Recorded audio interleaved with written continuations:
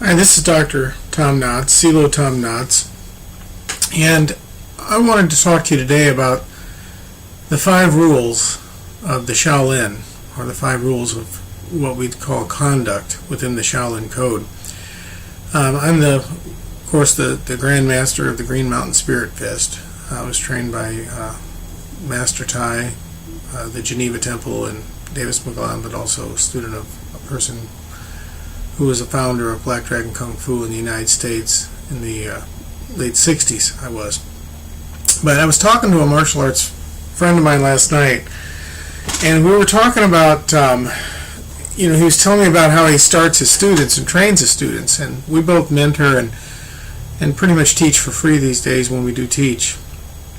And it occurred to me that no longer do they teach morals and respect as a primary inductive within the martial arts system, but martial arts were always intended to be either used by the government for war, waging war, protecting the emperor or protecting those in high positions, or as a form of self-defense, protecting the weak and the innocent and establishing a code of conduct that would be upright and civil.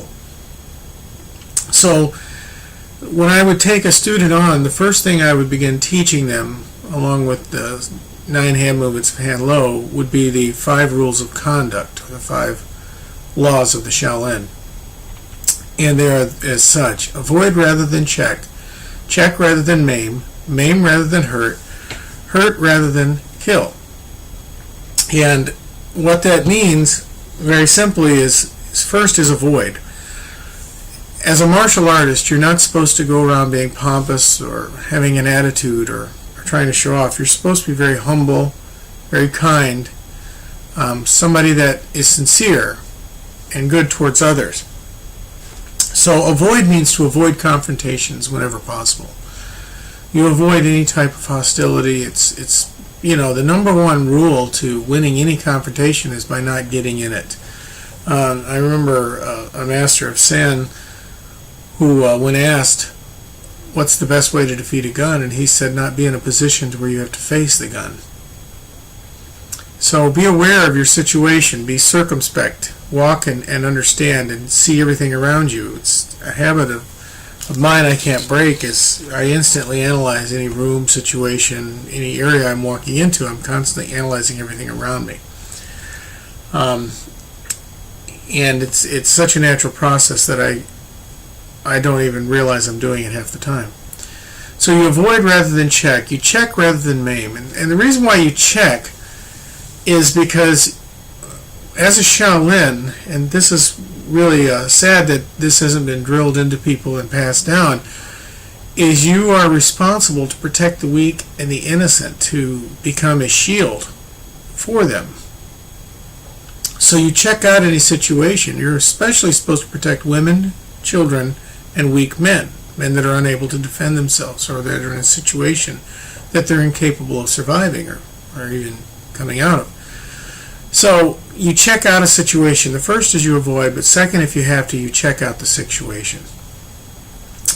After check is maim. If you can go in and simply maim somebody to stop them, because holding people, I've done that before. I was training a youth in the park system, and an outlaw come up and basically stepped up to me and said, what would you do if you met a bad man? I said, well, I'd give him the gospel because I'm a Christian. And he goes, no, I mean a really bad man. And he retched like this and started coming out with his pistol, and before he could get it out, I grabbed his hand and I wrapped around him and grabbed him by the back of the neck, and I wouldn't let him go. And I said, no, you need to stop it. And so had he have not stopped it, another thing that I used to do quite a bit is I would simply grab somebody along here, the ventricle line, and switch the nerves, and you do that by activating the nerves here in the back, and they always drop. So that's a form of maiming, but it's not going to injure them for life or anything. They can actually come back from it. The same would be, any type of a joint situation where you go in and drop them by pressing in here on this nerve center and activating it by wrenching it up there. So you maim rather than hurt. You don't hurt the individual. But if you have to hurt somebody, because many times the situation calls, you might have more than one individual to where you can't control the situation, and you have to hurt.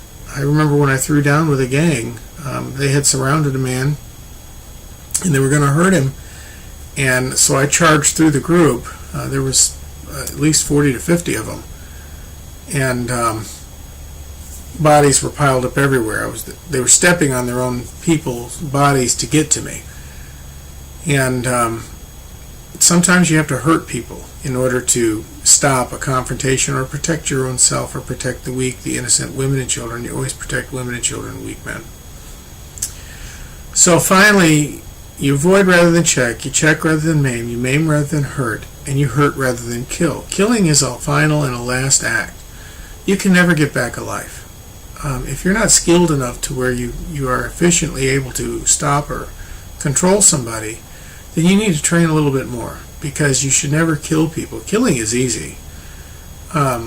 Anybody can kill. I mean, the most dangerous person you meet is the untrained individual who just acts randomly, because 9 out of 10 times what's happening is they're running, and this is why I'm a CELO, I'm a doctor of psychology also, and they're running off of the no conscious part of the brain, which is very skilled. So it will do things that they would never have considered doing. And more people are killed by the untrained through what they call freak accidents or just coincidence than anything else. Killing is easy, but living is hard. Keeping people alive is hard. And so you don't kill.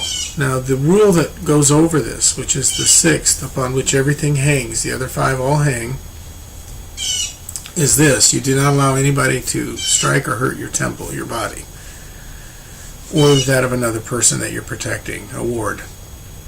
So, and they say, well, I was once put in a situation, this 30 years ago when I was much younger, to where a group came at me, and the first thing I did was I grabbed an ashtray off and smashed it into the side of the first guy's head, and I then took and spun him around and slammed him into the next guy, used him as a weapon and a shield.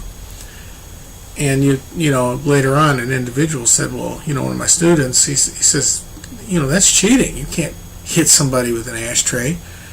Back in the 70s, they had ashtrays that were really thick glass. And I said, son, you don't understand. I didn't start the confrontation. I ended it. And there's nothing fair about war or fighting. If somebody wants to engage in combat, then you fight to win. You fight to win with the least amount of moves. A true martial artist, a true master, this is what differentiates the master from the student, ends a confrontation with one move. Every block is a strike, every strike is a block. And I had an individual almost a foot taller than me, huge man. He came at me, and just as he went to hit me, I simply chopped him straight here, just beneath this part of the throat. And he dropped straight to his knees. See, there's a pack of gristle right here beneath the larynx, and when you do that, it automatically activates a severe choking mechanism. Everything sends shock waves down, and it freezes everything in the upper part. One move, and it was over with. And so I reached down and massaged it so he could breathe again, and I said, now you need to stop. I said, otherwise I'm going to have to hurt you. I used to do the same thing. I'd grab people by the this area of the neck or this area or down here, and they would drop, and I'd say, you need to stop or I'm going to have to hurt you. So this is Dr. Knotts, CELO Knotts, and I'm hoping that instructors will begin once again, if they've never learned it, they should learn it. You avoid any confrontation. You check it out if you have to. You maim only if necessary. Hurt if maiming will not stop them. If there's more than one and you're going to end up getting hurt, you kill as a last resort, because you can never give a life back, and a life is the most precious thing. But overall, everything hangs upon this balance, is you must protect yourself, and you protect those that are your wards, women, children, weak men. All right, this is Dr. Knotts. I pray this has been a blessing to you.